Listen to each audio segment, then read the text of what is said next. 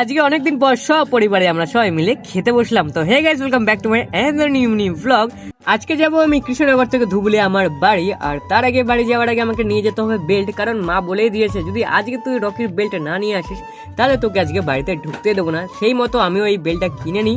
আর এই দোকানটার লোকেশন হলো কৃষ্ণনগর এবি স্কুলের কাছেই। বেল্ট কেনা কমপ্লিট করে আমিও বেরিয়ে পড়ি কৃষ্ণনগর থেকে ধুবুলিয়া যাওয়ার উদ্দেশ্যে। ফাইনালি আমি বাড়িও চলে আসি। আর রকিকে যখন বেল্টটা দেখায়, রকি তো অন্য কুকুরকে ঘেঘো করতে ব্যস্ত। কি সুন্দর লাগছে ওর গলায় বেল্টটা, তোমরাই বলো। তো গাইজ, আমার দিদি আজকে সকালবেলা এসেছে, এসে থেকে গুছিয়ে যাচ্ছে কি গোছাচ্ছে ওই জানে।